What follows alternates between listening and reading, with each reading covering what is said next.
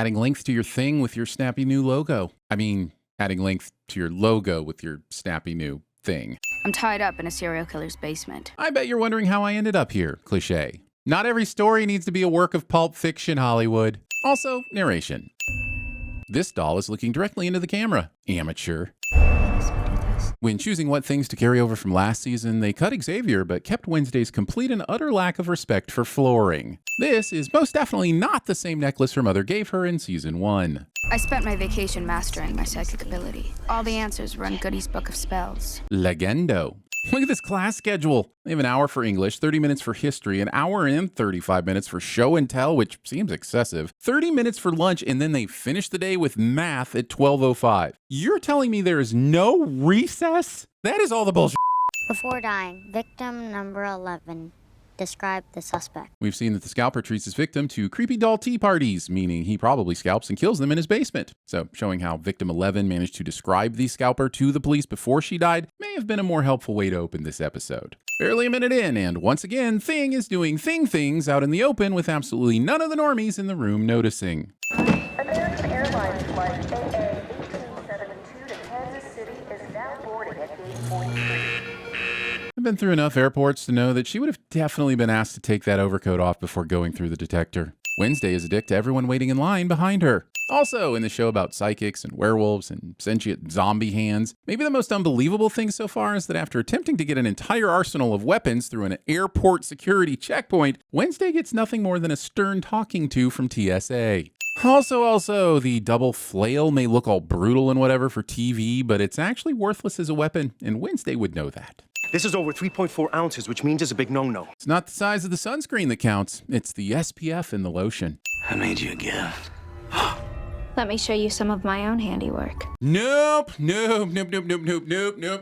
out of here. Nope.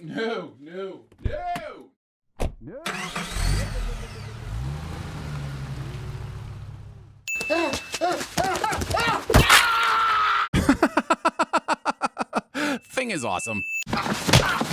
Thing would need Superman's flight ability to create the leverage needed to accomplish these moves. And sadly, that is not a thing.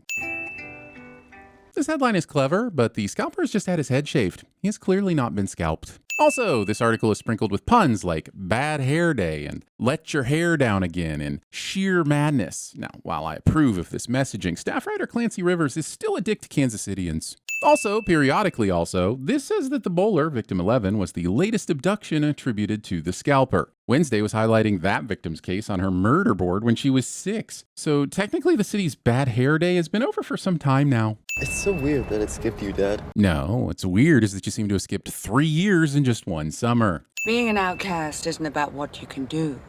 It's a state of mind. I agree, and think that it's strange how the show spent so much time painting outcasts as mutants with special abilities.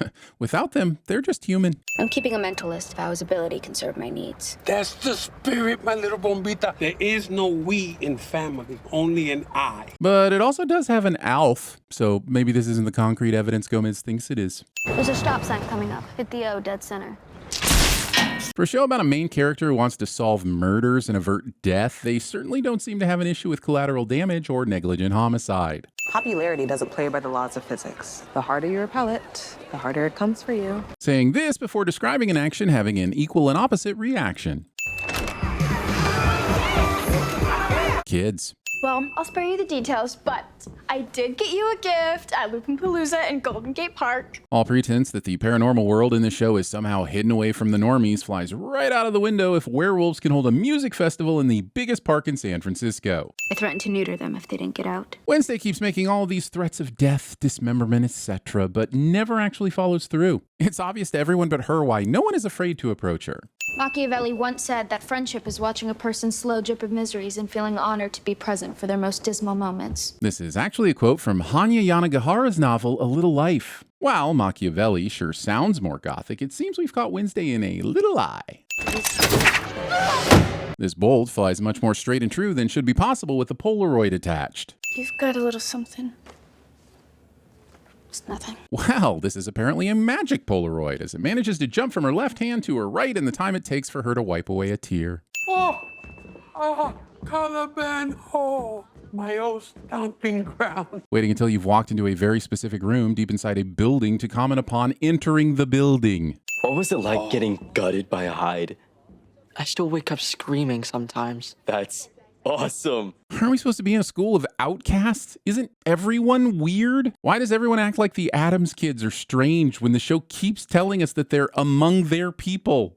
I realize I've ambushed you. No, I usually enjoy a good ambush. Especially when it involves daggers. Gomez and Morticia's kinks are certainly creepy and kooky, but their ookiest trait by far is their constant, unbridled horniness in front of strangers and their children.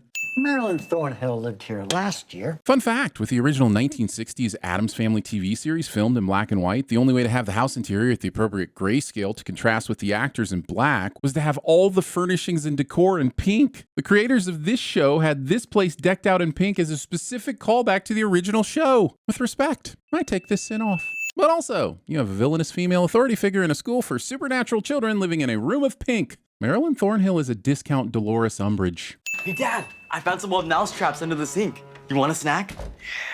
Judging from their house, car, full-time butler, and their ability to send both of their children to private school, Gomez and Morticia are pretty well off. You'd think they could at least afford some artisanal dead mice. The thought of you and Father in the house alone unsupervised fills me with a sense of dread I usually reserve for costume mascots. Conjuring up the darkest images of Mr. Met and the Philly fanatic doing, things to each other. He's got the brains of a dung beetle and the ambition of a French bureaucrat. This show would benefit from including Family Guy-style cutscenes to help sell some of Wednesday's jokes. So Bradbury was out here catching our supermarket sweethearts at a tryst when he got attacked by a squad of kamikaze crows. There's so many things wrong with this shot right here. First, everyone is parked inside the police tape. Second, the van whose windshield was cracked earlier is no longer cracked. Third, the supermarket sweethearts were nowhere near the crime scene when it happened, yet the cops brought them all the way from their picnic area to inside the police tape for questioning. Fourth, this van says Crime Scene Services, but in Vermont, the official name for the team that processes crime scenes is the Crime Scene Search Team. Lastly, all three of these police vehicles have red and blue lights, even though 23 VSA Section 1252 states that Vermont police agencies are specifically to use either blue or blue and white lights. Red or red and white are for EMS and firefighters. Wednesday, can I help you? She said Wednesday you aren't allowed here. It's an active crime scene. Go back behind the tape, strangely. Could the show please care to explain how she determined the direction the perp was going, managed to run down the hill ahead of said perp, parked herself behind a tree that she knew he'd pass, and prepared to intercept him with a perfect high-flying kick to the face? Either we add super speed and mind reading to her power list, or we accept that this was far-fetched for style's sake and worthy of a sin. Still a broken, deluded man who just can't hide behind his tin badge anymore. Badge never stopped you, did it? As sheriff, you repeatedly allowed a high school student access to evidence in crime scenes to help you solve a murder case. The badge may have actually worked if you had tried to use it. You didn't just wind up at that crime scene by accident, Addams. You were drawn to it like a moth to a flame. Or like a title character to a plot point. Now, the doctors, they only gave him months to live, so he decided to design his own heart so that his body could keep up with his dazzling mind. But not shown how his dazzling mind convinced doctors to implant the device in his chest.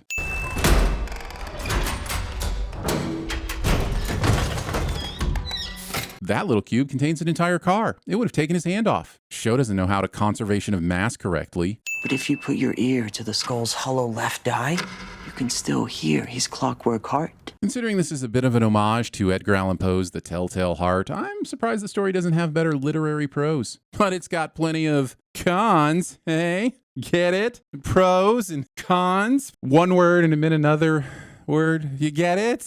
Only the bravest in Caliban Hall have ventured out at night to take the dare to listen to the tick of the clockwork heart. But presumably it ticks in the daytime too, so you could get a full night's rest, go for a hike after lunch, and still hear the tick of the heart. This Dutch angle's so hard that I almost fell out of my chair. What are you doing out here? Wednesday yelled at you? That was a ton of exposition and only a few nondescript finger flicks, and it legitimately annoys me that they have a character that is literally just a hand, and they pass up the perfect opportunity for some ASL representation. Home sweet home thing. It looks like Enid provided Thing with his own gilded sex doll, and I am uncomfortable with that. Given that Morticia and Gomez's current stay at Nevermore was an unexpected one, why does Morticia conveniently have her sister's traumatic plot important journal?